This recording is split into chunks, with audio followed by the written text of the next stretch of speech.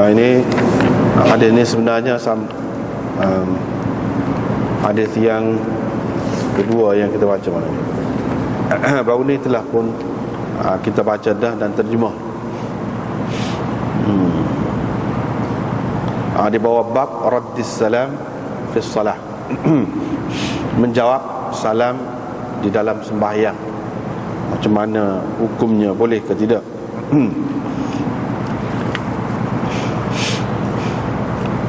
Jadi hadis yang pertama sudah kita baca baru ni. Ini masuk kepada hadis yang kedua, juga riwayat daripada Ibnu Mas'ud, Abdullah Ibnu Mas'ud. Abdullah mengatakan, kami selalu memberi salam kepada Nabi, memberi salam di dalam sembahyang dan menyuruh na'muru bihajatina, kami menyuruh apa-apa hajat kami. Yani kami menyuruh supaya ditunaikan apa-apa hajat kami. Selepas itu saya pergi balik jumpa dengan Rasulullah sallallahu alaihi wasallam ketika baginda sedang bersembahyang. Saya memberi salam kepadanya, tetapi baginda tidak menjawab salam saya. Fa akhadhani ma qaduma wa ma hadatha. Maka amat susah hatilah, sedihlah saya dengan keadaan itu.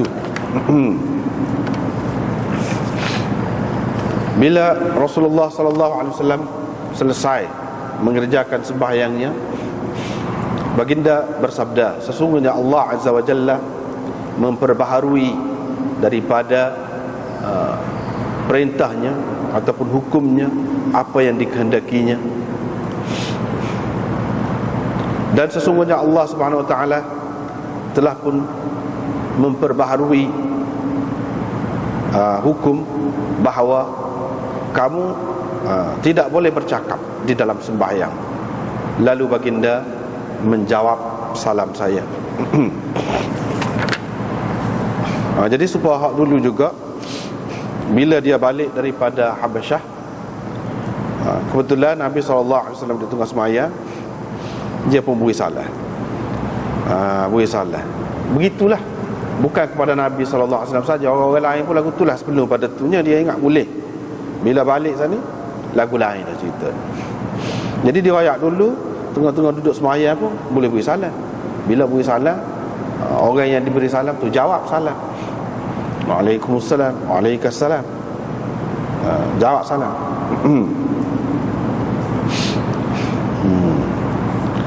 Dan suruh apa-apa hajat kami supaya ditunaikan ataupun dilakukan. Hajat itu ada yang mengatakan apa-apa hajatlah, nak tanya khabar kau, nak suruh lepas ni kita tunggu bentar, misalnya lepas ni, lepas sudah mai apa, tunggu bentar luar, boleh kata lagu tu. Walaupun ada juga yang mengatakan tidaklah sampai setara tu. Kata kecek hajat tu maksudnya hajat yang berkaitan dengan sembahyang sahaja, boleh kecek. Iaitu misalnya dia pergi tanya, berapa dah rakaat?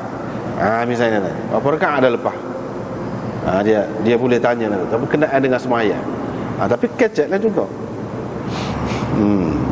Ini tersebut di dalam hadis Abi Umamah dalam Tabarani berhubung dengan kisah Mu'adz.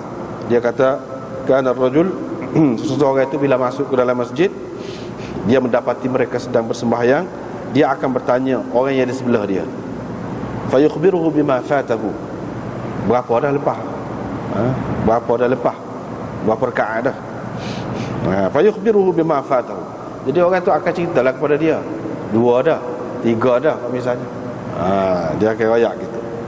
Jadi dia akan buatlah hak tu. Dia akan buatlah hak lepas dah tu.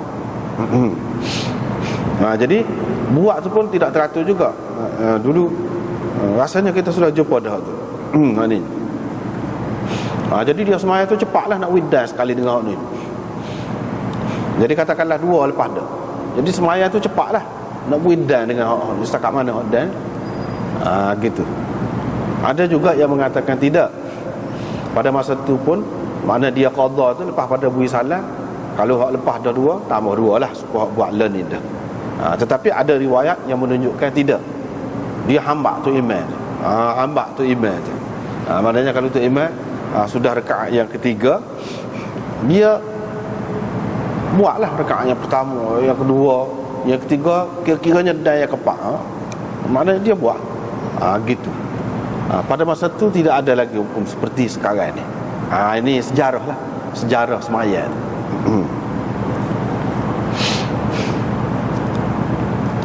Lepas tu dia kata, setelah dia balik daripada Habsyah, ketika itu kebetulan Nabi SAW di tengah semaya, saya pun beri salam kepada dia seperti biasa.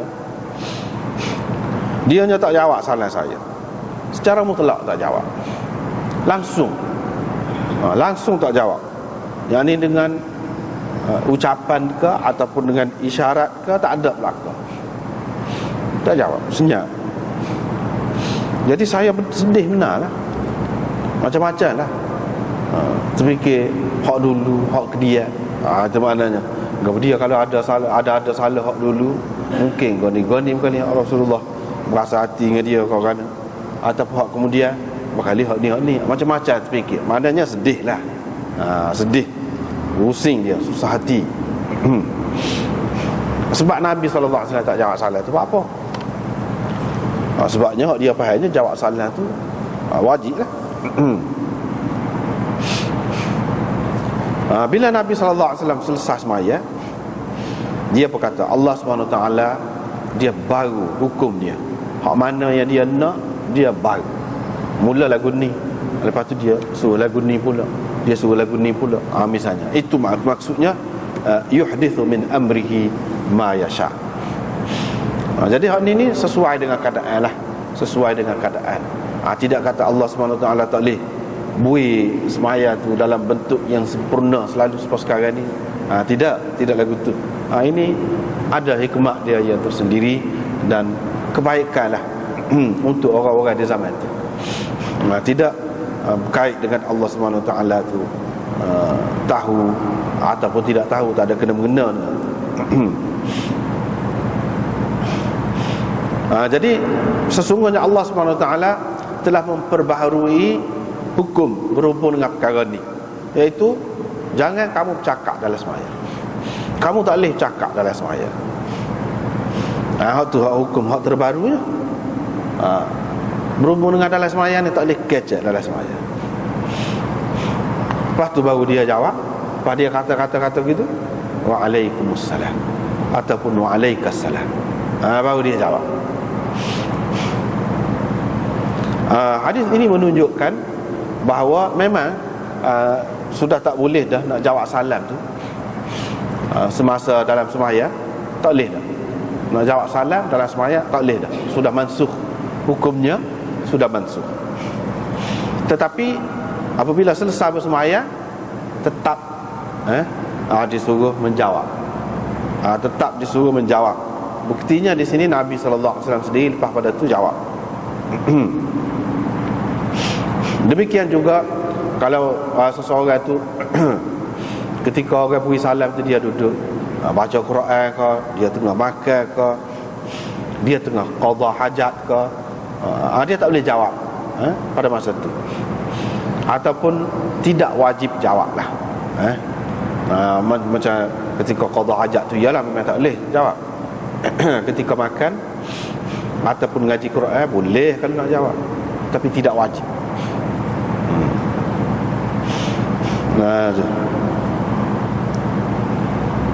Jadi ada beberapa tempat yang mana terkecuali daripada hak wajib jawab itu. Jadi setengah ulama dia buat rangkum dalam syair, beberapa syair. Hak ni raddus salami wajibun illa ala man fi salati au bi aklin syaghala, dan seterusnya. Itu semua tu jawab salam ni wajib kecuali orang yang tengah sembahyang ataupun orang yang tengah makan, dan orang yang tengah qada hajat, orang yang sedang baca Quran, orang yang sedang dengan isteri dia bersetubuh misalnya. Itu dikecualikan belaka. Dikecualikan belaka. Tetapi dia elok jawab. Jawab kemudian. Jawab kemudian. Lepas pada tu jumpa jawab.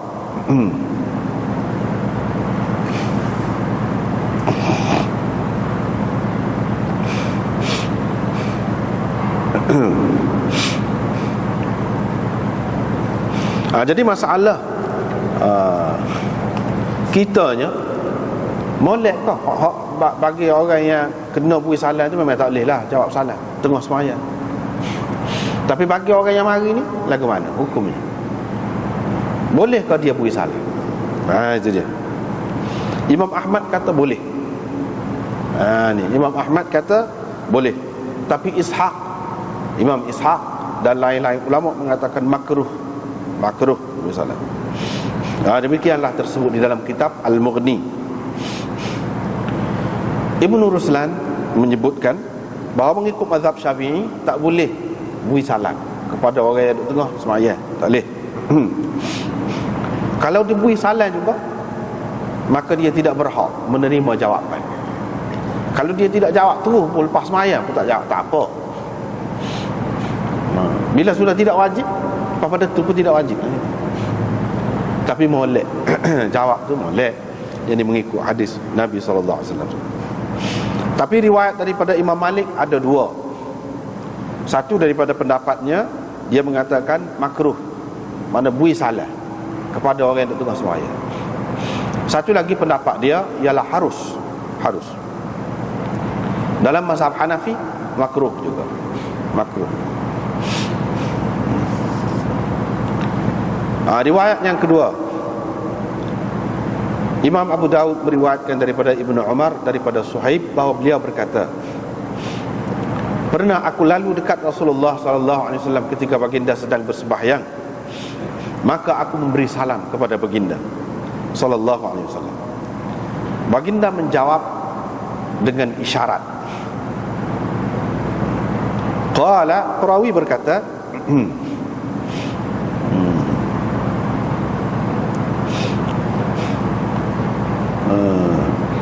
wala a'lamuhu illa qala isyaratan bi usbu'ihi. Saya tidak mengetahui kecuali dia berkata.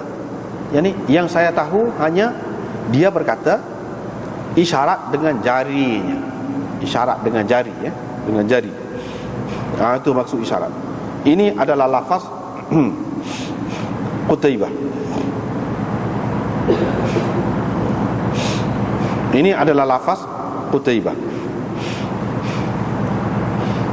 Jadi di sini dia sebut tadi Nabi SAW pun balas dengan isyarat, gitu saja. Balas dengan isyarat. Hak kata isyarat dengan jari itu adalah lafaz hadis Qutaibah. Sebabnya Imam Abu Daud ni ambil daripada dua orang itu guru dia. Yang pertama Yazid bin Khalid bin Mawhab, yang kedua Qutaibah bin Sa'id. Jadi hak Yazidnya dia balas dengan bagi isyarat, gitu. Isyarat dengan apa tak ada sebut. Hak ada sebut dengan jari ni mengikut riwayat Qutaibah. Ini lafaz hadis Qutaibah, hak kata dengan jari itu. Lepas tu dia kata qala, perawi berkata. Jadi perawi ni siapa? Laith. Laith. Anna Laith haddathahum. Laith menceritakan kepada mereka. Mereka.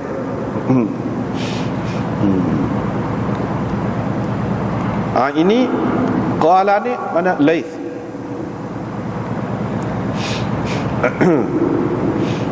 Sebagaimana yang tersebut ini adalah syarah ni. Cuma tengok kalau ada syarah ni molek benar. Badlul Majhud bawah muka surat 206. Qala ya'ni Laith. Dan ini tersebut di dalam riwayat Tahawi dan Darimi. Lafaz mereka dia kata qala Laith. Laith. Jadi qala ni dhamir dia fa'il dia ialah Laith. Gitu. Wa ahsabuhu qala bi usbu'ihi. Jadi dia nak, sebab ada beberapa syarah kan, macam-macam syarah. Dia kata mengembalikan dhamir kepada Nabil. Ni Laith ambil daripada Bukair, Bukair ambil daripada Nabil sahibil Aba. Mengembalikan dhamir qala sana, qala tu kita kata Nabil berkata. Sebagaimana yang dilakukan oleh pengarang Aunul Ma'bud. Ini pun syarah Abu Daud juga.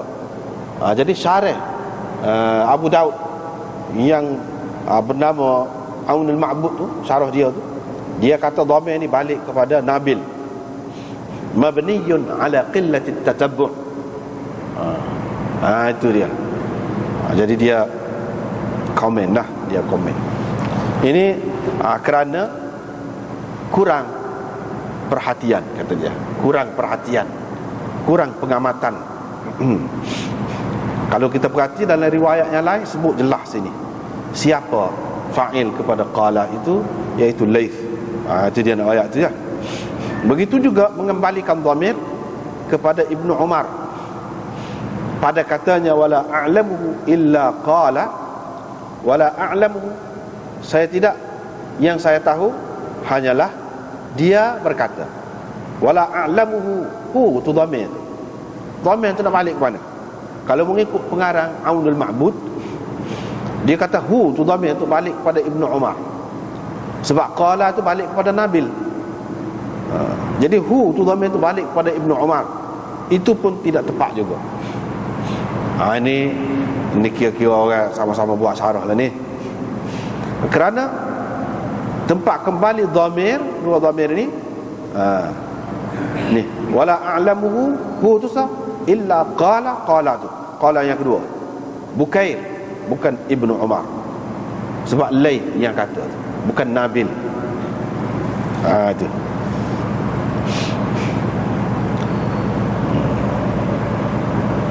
Yang ini isyarat dengan tangannya. Ini adalah lafaz Qutaibah.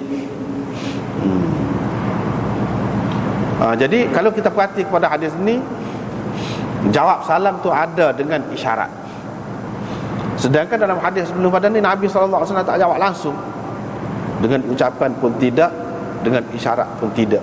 Tapi dalam hadis ni menunjukkan Nabi SAW isyarat dengan jari. Lagu mana? Jadi jawapan yang diberikan oleh ulamanya ialah hadis yang pertama menunjukkan hak lebih aula, hak lebih molek, tidak jawab dengan apa-apa pun, dengan ucapan pun tidak, dengan isyarat pun tidak.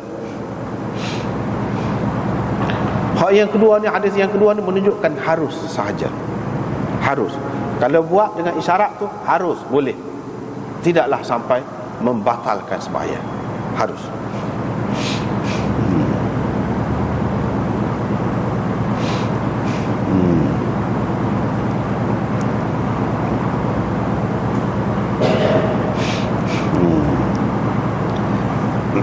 Lepas tu dia mari dalam kitab Durrul Mukhtar. Durrul Mukhtar ni kitab fiqh Hanafi. Dia kata jawab salam walaupun dengan tersalah, salah jawab dengan lidah, syarat dengan lidah, dengan ucapan lah. Orang berusaha Waalaikumsalam, salah jawab. Kalau dengan lidah batal sembahyang. Kalau mengikut mazhab Hanafi batal sembahyang. Tidak dengan tangan. Kalau dengan tangan, isyarat dengan tangan, itu tidak membatalkan. Mazhab Hanafi pun tak batal, itu makruh sahaja.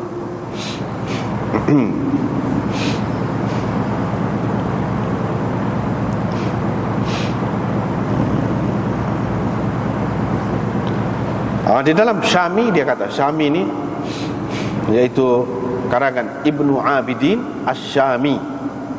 Dia syarah pada Durrul Mukhtar, namanya Durrul Mukhtar. Ini hak asal. Syarah dia yang dibuat oleh Syami itu namanya Raddul Muhtar. Raddul Muhtar. Dia sebut dalam Munyah dijelaskan, ditegaskan bahawa isyarat dengan tangan ni makruh. Untuk jawab salam tu dengan tangan makruh. Tanzihi. Nabi SAW buat tu itu untuk menyatakan harus. Untuk menyatakan harus. Jadi hak Nabi SAW buat, kita tidak boleh katakan makruh untuk dia, tetapi makruh untuk orang lain, ya. Itu kaedah dia. kama haqqaqahu fil hulyah. Ini dia sebut.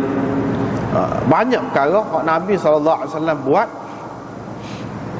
benda tu untuk orang lain makruh, tapi kalau dia buat tidak makruh. Sebab apa? Makruh ni kan tak boleh pahala kalau kita buat kan. Tapi Nabi SAW kalau dia buat benda lagu ni boleh pahala juga. Sebab pada dasarnya, pada asasnya dia nak menyatakan harus, di samping makruh untuk orang lain. Misalnya, inilah misalnya jawab salam. Ini mengikut kaedah dalam bahasa Hanafi lah. Jawab salam mana dengan isyarat gini ke, ikutlah mana-mana pun makruh berlaku. Tapi Nabi buat, kita tak boleh kata untuk Nabi itu makruh. Untuk dia tidak makruh, supaya dia kecil belah cacat. Supaya dia kecil belah cacat. Orang yang mengatakan makruh, dia kata untuk Nabi tidak makruh, sebab dia nak royak benda ni harus ke mana-mana pun, di samping makruh. Gitu. Di samping makruh. Jadi untuk dia, sebab dia nak royak benda ni tidak haram. Kalau haram dia tak buat langsung. Ni ada dia buat jarang-jarang, menunjukkan makruh. Jadi makruh tu mana di samping menunjukkan keharusan juga, ada harus juga.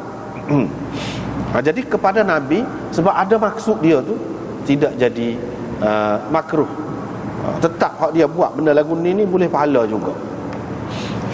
Kecuali kalau pendapat ulama yang dia beza-beza pula.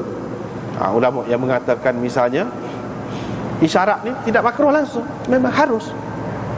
Jadi Nabi SAW buat tu harus, atau tak harus? Tidak.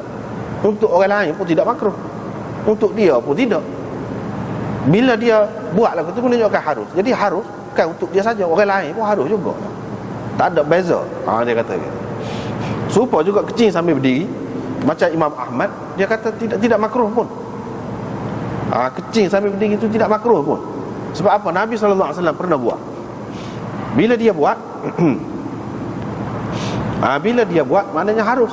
Jadi harus bukan untuk dia saja, orang lain pun harus juga. Dia ini beza lah dari segi usul dia. Dari segi usul. Jadi setengah-setengah ulama dia kata hak Nabi jangan benar buat. Dia buat sekali ataupun dua kali tu semata-mata untuk menyatakan tidak haram. Hak lagu ni kata dia makruh untuk orang lain, dia tidak makruh. Dia tetap boleh pahala. Kalau kita buat benda lagu tu tak boleh pahala, dia boleh pahala. Itu satu golongan. Ini dari segi usul lah, kaedah usul fiqh. Itu pendapat.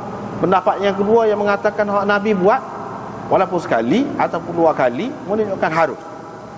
Bila harus, orang lain pun harus juga, tidak kata makruh. Gitu. Jadi hak dia kata saat ni makruh, saat ni mengikut mazhab Imam Abu Hanifah. Lepas tu dia sebut bawah ni dalam kitab, khilafan lithalathah kama fil mughni idh qalu yaruddu bil yad.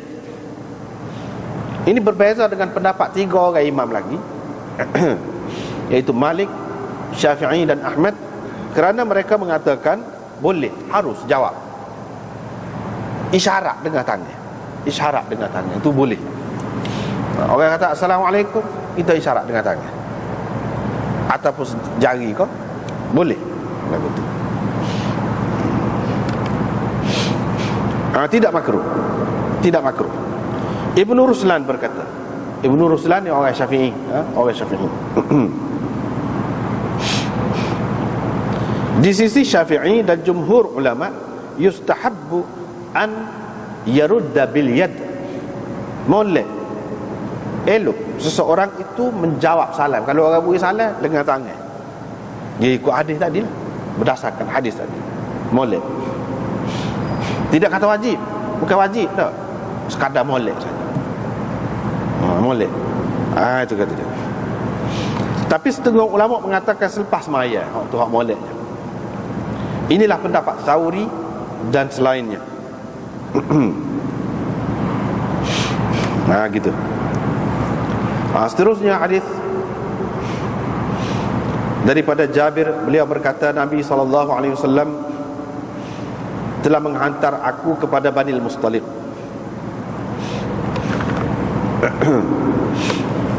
Lepas tu saya mari, kata dia. Saya mari ketika dia duduk semaya datang unta. Saya pun kecek dengan dia. Dia pun qala li biyadihi hakadha. Dia mengisyaratkan kepada saya dengan tangannya begini. Seperti baru inilah kita kata. Thumma kallamtuhu, kemudian saya bercakap lagi dengan dia. Dia pun buat kepada saya, isyarat kepada saya dengan tangannya begini. Mana ni gitu. Mana? Gitulah. Tak nampak. Gitu. Pegang ni, dia. Gitu. Saya dengar dia baca dan dia mengisyaratkan dengan kepalanya. Jabir berkata, apabila Nabi SAW telah selesai bersembahyang, baginda bersabda, apa telah engkau buat untuk urusan yang telah aku hantarkan engkau itu? Buat mana? Aku suruh membuat tadi. Sebabnya tidaklah menegah aku daripada bercakap denganmu, melainkan kerana aku tadi sedang bersembahyang. Aku tak ada apa-apa, kata dia, tidak kecek tadi tu. Sebab aku duduk tengah sembahyang. Sebab tu tidak kecek tu.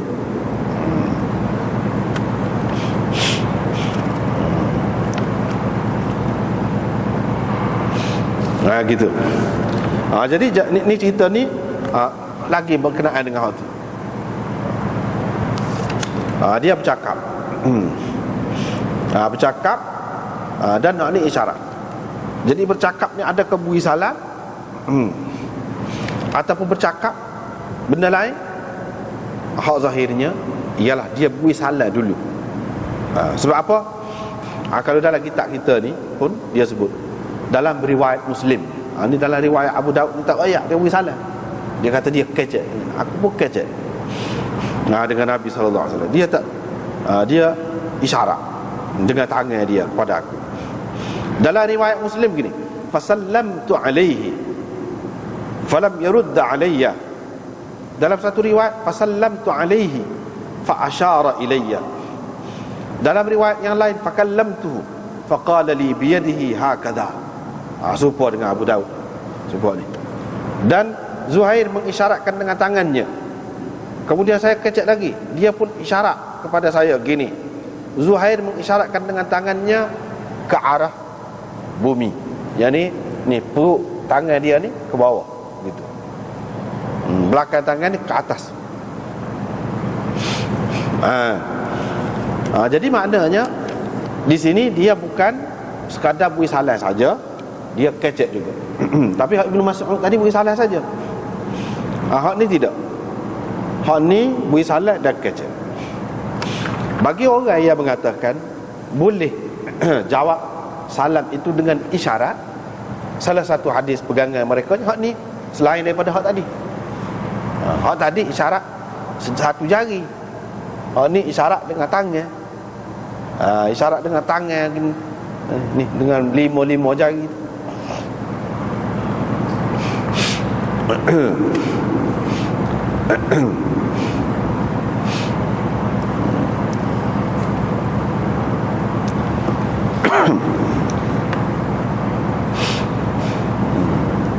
Tetapi riwayat-riwayat ini dia tidak sesuai lah dengan mazhab Hanafi. Tadi kan kita sudah sebut Hanafi mengatakan makruh walaupun jawab dengan isyarat. Jadi mereka jawab lagu mana hadis-hadis. Hadis ni terutamanya dia kata Nabi SAW isyarat dengan tangan dia buat gitu tu, bukan jawab salam, kata dia. Bukan jawab salam, tapi nak suruh nanti dulu, sebagai nanti dulu. Nanti dulu. Duduk dia, nanti dulu. Gitu maksud dianya. Sebab Jabir ada meriwayatkan dalam riwayat yang lain, Dia kata Nabi SAW mengisyaratkan dengan tangannya yang memberi arti animkuth hatta utimmas salah, yang memberi arti nanti dulu, tunggu sehingga aku selesai mengerjakan sembahyang. Itu hak Jabir faham. Bukan Jabir faham sebagai Nabi SAW angkat tangan dia tu sebagai jawab salat dia. Tak. Hak Jabir fahamnya iaitu Nabi suruh dia tunggu dulu. Suruh dia tunggu dulu sampai dia selesai sembahyang. Ini diisyaratkan oleh hadis yang tersebut di dalam Muslim, iaitu Zuhair mengisyaratkan dengan tangannya, dia begitu, buat gitu. Tangan ni, tapak tangan ni ke bawah. Ini menunjukkan bahawa isyarat ini untuk berhenti, nanti, jangan. Dia kata bukan sebagai jawab. Kalau jawab, akad katah lah. Akad katah lah kata dia. Gini kah? Ataupun gitu kah? Tak, ni tak ke bawah. Macam nak suruh berhenti. Berhentilah maknanya, gitu tu maknanya nak suruh berhenti. Ataupun tak boleh kecek. Itu dia jawab gitulah. Jadi kata dia Nabi SAW sebenarnya tidak jawab salam ini sama ada dengan ucapan ataupun dengan isyarat. Jadi isyarat di sini bukan sebagai jawab kepada salam, tetapi isyarat ini supaya jangan bercakap. Gitu. Walau bagaimanapun, kesimpulannya isyarat saja tu boleh dalam sembahyang. Sama ada nak suruh isyarat, nak suruh dia, misalnya budak bising, kita isyarat gitu, boleh. Hak tak bolehnya kecek. Walaupun hak tu isyarat tu memberi faham juga, mana boleh lagi, harus lagi. Gitu. Ini itu kalau kita tak ambil kira sebagai jawab salam. Kalau sebagai jawab salam tetapi dengan isyarat pun boleh jugalah. Cuma orang Hanafi lah tidak faham gitunya. Orang-orang mazhab lain faham sebagai jawab ni. Sebagai jawab. Jadi dalam riwayat Bukhari tersebut begini. Ni orang-orang Hanafi pegang. Ini bukan jawab salam dia, tapi nak suruh dia tu tak kecek. Di dalam Bukhari, dalam riwayat Jabir, fasallamtu alaihi falam yarudda alayya. Saya beri salam kepada Nabi SAW, dia tak jawab salam saya. Fawaqa'a fi qalbi mallahu a'lamu bih. Timbullah dalam hati saya, Tuhan saja yang tahu betapa susah hatinya, sedihnya saya bila Nabi SAW tak jawab. Allah saja yang tahu. Faqultu fi nafsi la'alla Rasulullah sallallahu alaihi wasallam wajada alayya anni abta'tu alaihi. Jadi aku kata dalam hati akulah sendiri, aku kata barangkali Rasulullah sallallahu alaihi wasallam ni marah kepada aku, ataupun tak senang hati dengan aku kerana aku lambat mari. Itulah aku kata dalam hati. Thumma sallamtu alaihi. Ini dalam riwayat Bukhari. Kemudian aku beri salam pula kepada dia, dia tak jawab lagi. Fawaqa'a fi qalbi ashadd min al-marrati al-ula. Lebih berat lagi terasa kepadaku daripada kali yang pertama. Kemudian saya beri salam lagi kali yang ketiga. Faradda alayya. Baru dia jawab salam saya. Faqala, mana hak ni selepas sembahyang dah, selesai sembahyang. Dia pun kata, innama mana'ani an arudda alayka anni kuntu usalli. Tadinya yang menegah saya tidak lain, hanyalah kerana saya tengah sembahyang tadi. Janganlah berasa apa-apa. Jadi dia kata, kalaulah isyarat Nabi untuk jawab salam dah tadi duduk tengah sembahyang, berapa Jabir sedih? Berapa Jabir sedih? Sedih gitu mana dia? Allah saja yang tahu, kata dia. Ini menunjukkan dia tidak faham isyarat itu sebagai isyarat jawab salam. Kalau sudah jawab dah, sedih apa je? Jabir tu faham. Jabir tu faham ini bukan jawab ni, walaupun isyarat. Dia buat gitu.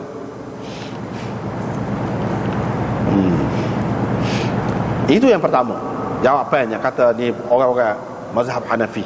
Yang kedua, dia kata, kalaulah kita kira hak Nabi isyarat tadi sebagai jawapan kepada salam dia, jawapan kepada salam Jabir itu sebagai jawapannya, apa perlu lepas sembahyang tu dia jawab pula?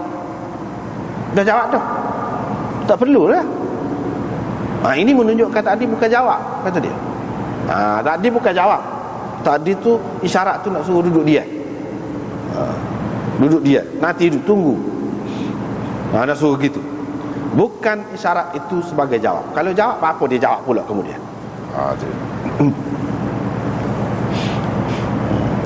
Lepas tu dia sebut Tahawi bahas panjang dalam perkara ni. Begitu juga Aini dalam syarah Bukhari. Begitu. Walau bagaimanapun, Ibnu Battal syarah kepada Bukhari mengatakan ijma' ulama, mengatakan tidak boleh jawab salam dengan ucapan hak tu ijma'. Nak jawab Waalaikumsalam, tu tak boleh. Semua kata tak boleh. Tapi kalau dengan isyarat, hak tu masih ada khilaf lagi. Ada yang mengatakan makruh, ada yang mengatakan harus, ada yang mengatakan elok, molek. Jadi hak kata makruh ni, hak tadi kita sudah tahu dah, ulama mujtahidin. Kalau di kalangan sahabat, Ibnu Umar, Ibnu Abbas, ni hak kata makruh. Lepas tu ini juga pendapat Abu Hanifah, Syafi'i pun juga. Maknanya pendapat Syafi'i ini ada beberapa lah, bukan satu. Ahmad, Ishaq dan Abi Thawr. Ada pula yang mengatakan boleh. Di antara yang berpendapat begini, Sa'id bin Musayyab, Qatadah, Hasan Basri. Imam Malik ada dua, seperti tadi lah. Seperti tadi. Dan itu yang pertama. Yang kedua, yang kita dapati dalam hadis ini tadi, iaitu Nabi SAW semaya datang unta dia. Semaya datang unta dia. Semaya ke apa ni? Semaya sunat. Semaya sunat atas unta dia tu. Adapun semaya fardu, biasanya Nabi SAW buat, iaitu dia turun, dia berhenti. Dia berhenti. Barulah dia semaya fardu, dia semaya di bawah. Tetapi ulama masih ada bincang lagi tu, situ tu. Ulama-ulama dalam mazhab Hanafi mengatakan tak boleh. Kalau hak fardu ni, mana tak ada dalil yang kukuh, kata dia. Nabi semaya di atas kenderaan. Yang adanya, banyaknya, dia semaya dia turun bawah. Hak ada semaya atas kenderaan ni menunjukkan hak sunat.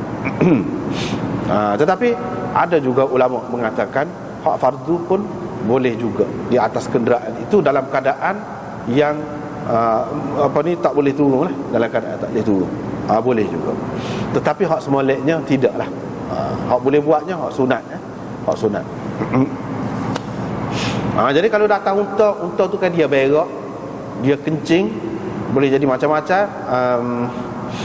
Kemungkinan tu ngecik lah, kita kata kalau kita, itu pun boleh semaya. Apatah lagi kalau kita sekarang ni atas kereta, apa salahnya? Boleh lagi senang lagi kalau nak kiranya. Tapi tidak dibuat, tidak dibuat. Kalau nak kira boleh atas kereta. Driver pun boleh, apa-apanya. Tapi janganlah tunduk tu siapa tak nampak, siapa tak tengok depan tu. Hak semoleknya tak salah. Tapi kalau hak tidak driver, hak duduk di belakang ni, penumpang ni, tak ada jadi masalah sebenarnya. Cumanya mula-mula sat telah menghadap pada kiblat. Lepas pada tu tak apalah. Tidak menghadap pada kiblat pun dikecualikan dalam bab ini, di atas kenderaan. Ini dalil lah bahawa Nabi SAW pun pernah bersemaya di atas kenderaan dia. Dalam keadaan kita sekarang ni, kalau naik kapal terbang nak turun kan, tu tak lagi dah lah. Semaya atas kapal terbang.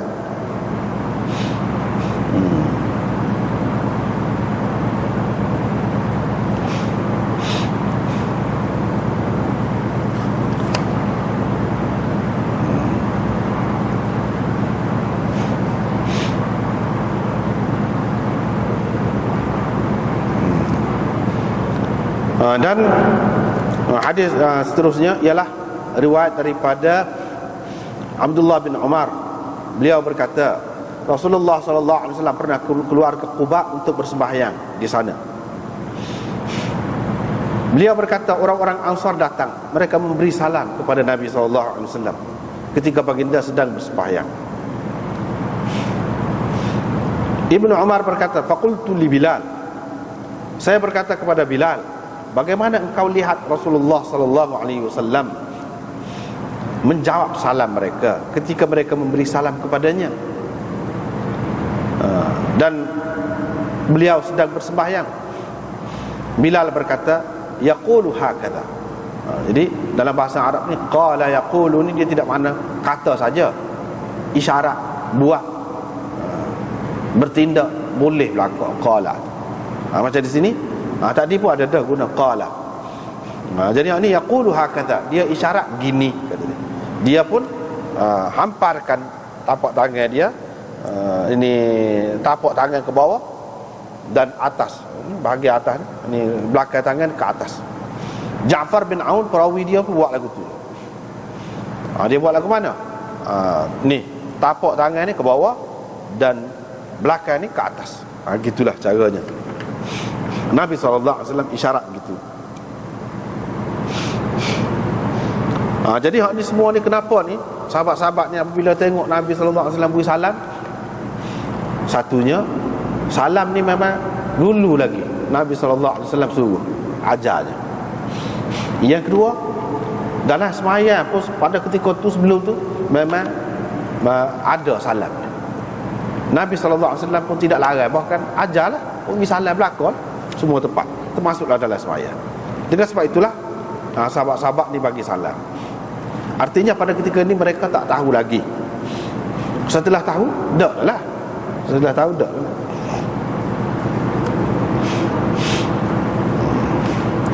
Jadi hadis ini Ibnu Umar, tadi kan dia kata, Ibnu Umar berkata Rasulullah SAW keluar ke Quba. Qala Ibnu Umar kata, faqultu li Bilal, saya kata kepada Bilal. Bapa tak di riwayat Ibnu Umar, lepas tu dia sendiri tidak kata Nabi SAW isyarat gini-gini. Jawabnya, dia cerita Rasulullah SAW keluar ke Quba, itu saja. Kalau Nabi SAW isyarat tu dia tidak tengok. Dengan sebab itu dia tanya Bilal, kira-kiranya Bilal kan dia muazzin, dia tukar band, dia duduk di belakang Nabi, jadi dia nampak. Jadi boleh jadi Ibnu Umar pada ketika ni dia lewat kerana sesuatu sebab, dia duduk di belakang. Walaupun dia tahu peristiwa ni ketika Nabi SAW pergi ke Quba, dan kalau kita andaikan dia ada juga di situ, maka boleh jadi dia duduk di belakang.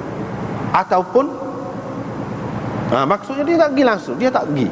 Cerita ni dia dapat daripada Bilal. Cerita ni dia dapat daripada Bilal. Dia tahu Rasulullah SAW pergi ke Quba dan Nabi SAW sembahyang di sana, tapi dia tak pergi. Dia tahu hak Nabi SAW buat gini-gini ni melalui dia tanya Bilal. Itu ada dua kemungkinan. Ini di sini dalam riwayat ni dia tanya Bilal, dalam satu riwayat yang lain dia sebut dia tanya Suhaib, sahabat Nabi SAW. Jadi kedua-dua mereka menjawab dengan jawapan yang sama. Kedua-duanya jawab lagu itulah Nabi SAW jawabnya. Sebab itu Imam Tirmizi kata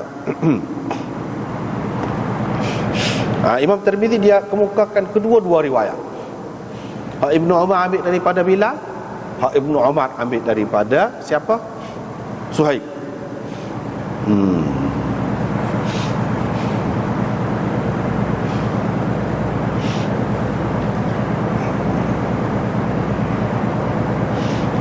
Lepas tu dia katakan, wakilal hadithaini indi sahih.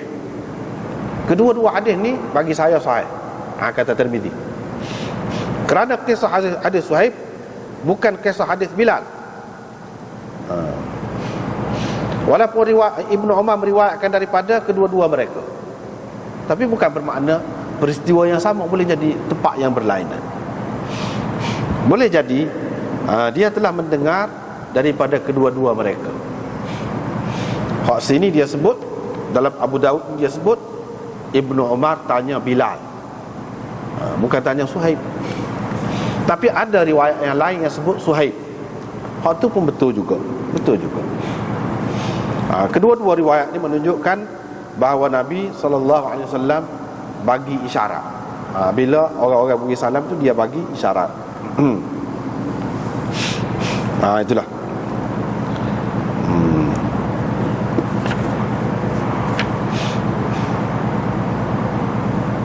Kemudian riwayat daripada Abi Hurairah daripada Nabi SAW sabda baginda, la ghirara fi salatin wala taslimin.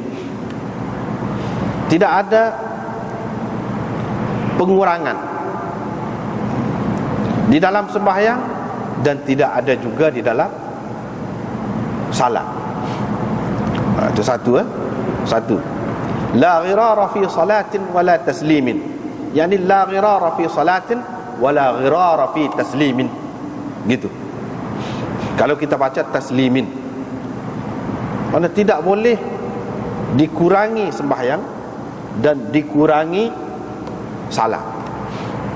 Itu satu. Yang kedua, ada juga riwayat la ghirara fi salatin wala taslima. Gitu. Tidak boleh dikurangi sembahyang ataupun la ghirara, tidak ada sebarang pengurangan di dalam sembahyang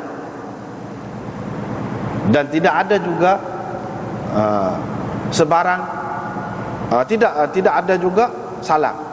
Gitu. Tidak ada juga salam. Di dalam sembahyang ini tidak ada pengurangan dan tidak ada juga salam. Gitu.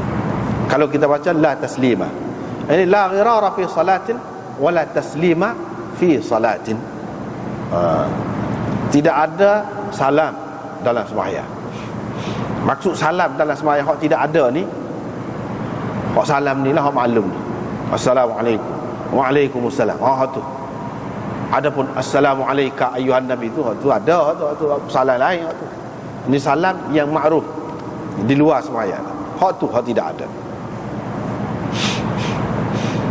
Sebab itulah kita kata kalau kita kata yang pertama tadi, tidak ada pengurangan di dalam sembahyang dan tidak ada di dalam taslim, dalam memberi salam ataupun menjawab salam. Apa maknanya? Dalam sembahyang kita tak boleh kurang apa-apa. Hak telah sabit berdasarkan sunnah. Hak ni sebagai rukun, rukunlah. Hak ni sebagai sunat, sunatlah. Tetap ada. Kita tidak boleh kurang hak tu. Kita tidak boleh kurang hak tu. Hak sunat kita tak boleh kata tidak sunat. Itu satu. Mana dia? Tidak boleh melakukan pengurangan dalam sembahyang. So, yang kedua, mana tidak boleh melakukan pengurangan dalam sembahyang ataupun kalau hak lebih mudah lagi, tidak boleh dikurangi sembahyang. Kalau kita terjemah gitu, maksudnya dalam sembahyang seseorang tu dia berasa dia kurang sembahyang. Pak kau tiga. Gitu. Dalam pak kau tiga. Kira-kira ada kurang lah, alik kurang. Pak kau tiga. Sepatutnya bila pak kau tiga tu dia bangunlah serkaat lagi. Biar jadi pak kalau sembahyang zuhur misalnya. Ataupun sembahyang lain lah 4 rakaat tu. Mana kalau kita berbelah bagilah antara pak kau tiga. Jadi kita ambil hak kurang. Kita kira hak kurang sebab hak kurang tu pasti. Hak pak tu tidak pasti. Hak kita pasti tu 3. Jadi bila pak kau tiga, hak 3 tu pasti. Hak pak tu tidak pasti. Jadi mana kita kira hak pasti berdasarkan hak pasti. Artinya kita bangun serkaat lagi. Kalau kita terus dalam keadaan tadi pak kau tiga, kita pun terus beri salat, tak bangun. Itu maksudnya la ghirara fi salatin. Tidak boleh dikurangi sembahyang. Kalau kita ada saat ni belah pagi pak kau tiga, kita tak boleh berhenti dengan gitu. Assalamualaikum, lepas pada tu tak bangun dah. Sebab apa? Hak 3 tu kita pasti, hak 4 tu kita tidak pasti. Berarti kita telah mengurangi sembahyang kita kalau kita berhenti sekali. Kita tak boleh. Kita kena bangun solat lagi. Misalnya kalau pak kau tiga, kita kena bangun solat lagi. Lepas tu sujud sawi. Itulah caranya. Lepas tu sujud sawi lah di akhir tu.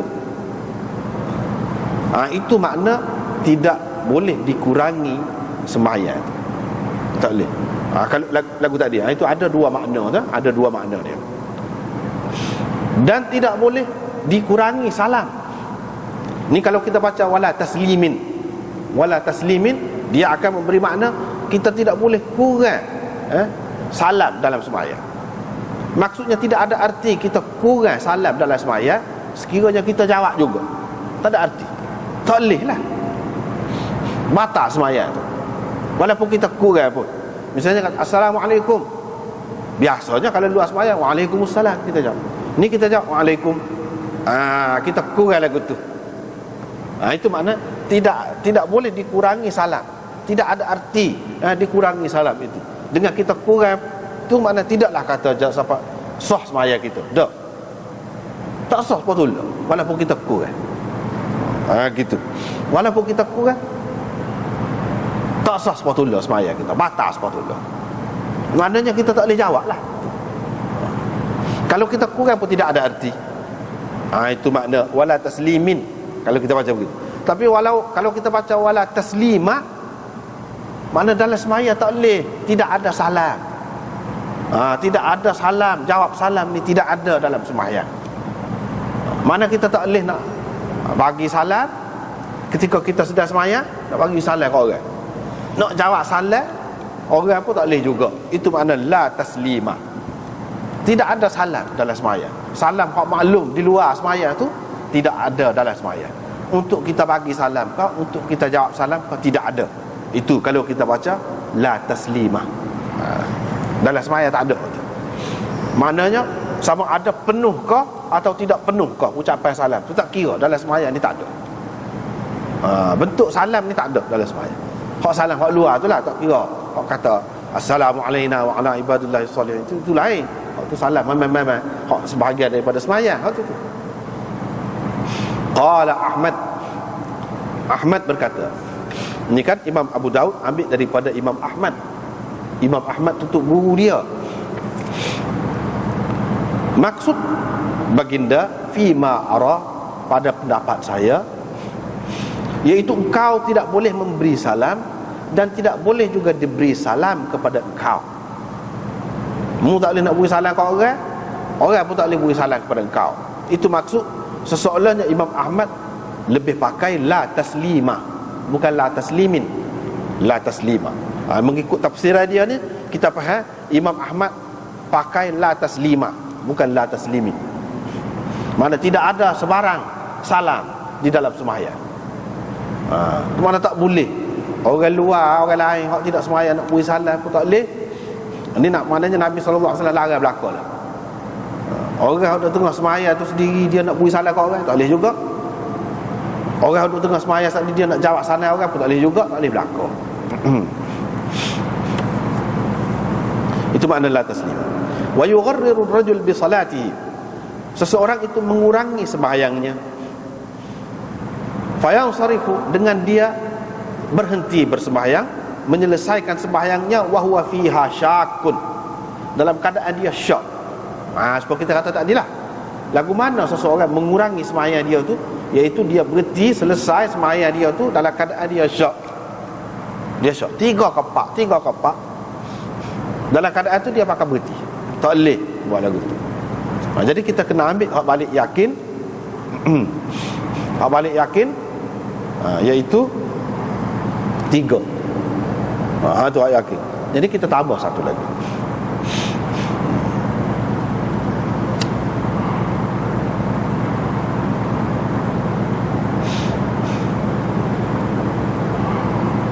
Itu makna kurang sembahyang tu. Jadi kalau lagu tu jadi kurang sembahyang, maknanya boleh ke syaitan lah, boleh ke syaitan, berjaya lah syaitan dalam mengelirukan kita tu. Dia nak suruh kita tu lagu tu lah. Jaya dia.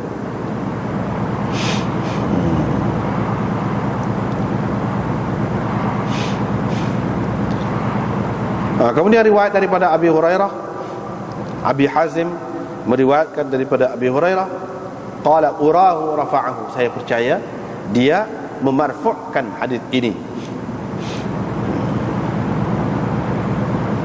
Yani mengatakan Nabi SAW katalah, Mana qala tu Nabi SAW katalah, kalau rafa'ahu tu maksudnya.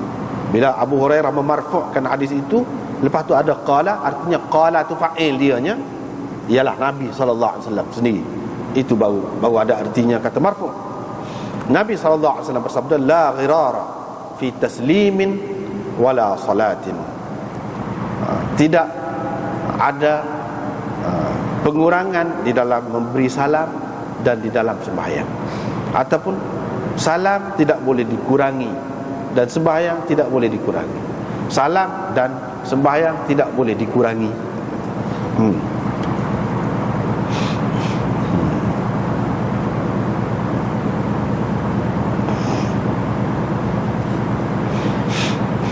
Gitu. Qala Abu Dawud wa rawahu Ibnu Fudail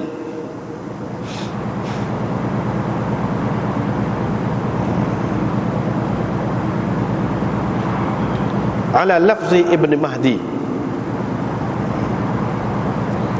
wa lam yarfa'hu. Gitu. Ibnu Fudail telah meriwayatkan mengikut lafaz Ibnu Mahdi.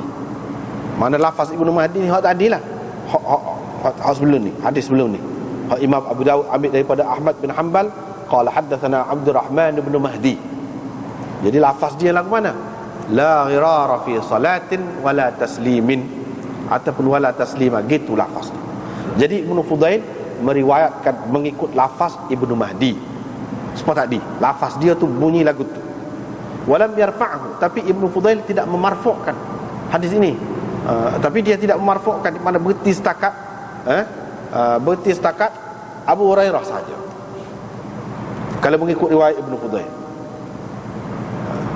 Tapi kalau riwayat ini Sufyan ini tidak, dia memarfu'kan hadis ini dengan lafaz ni, la ghirara fi taslimin wala salatin.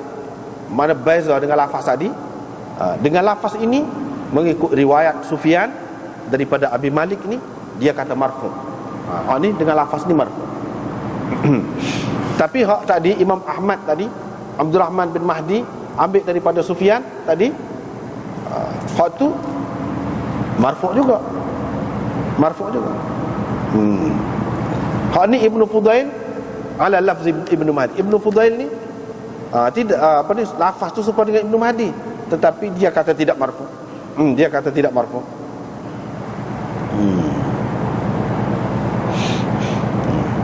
Jadi kesimpulannya kan, mana hadis ini diriwayatkan oleh 3 orang daripada Sufyan. 3 orang daripada Sufyan. Yang pertama Abdurrahman bin Mahdi. Ni hadis hak mula-mula tadi, Imam Ahmad, Abu Dawud ambil daripada Imam Ahmad. Itu yang pertama. Dia memarfu'kan, tidak ada syak, dengan tidak syak adalah riwayat. Yang kedua Muawiyah bin Hisham.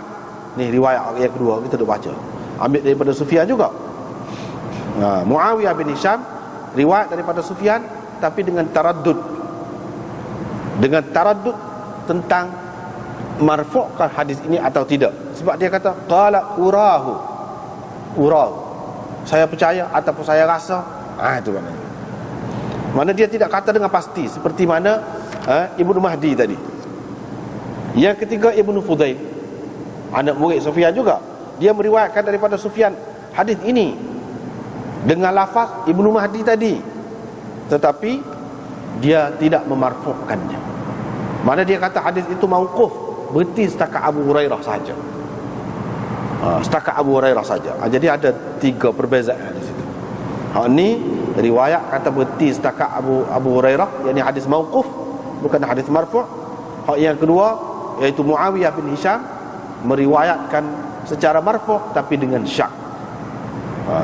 Riwayat yang pertama iaitu Ibnu Mahdi meriwayatkan daripada Sufyan dengan tidak ada syak tentang marfu'nya. Yang ni hak kata gitu tu Nabi SAW, bukan Abu Hurairah. Bukan Abu Hurairah, tetapi Nabi SAW sendiri.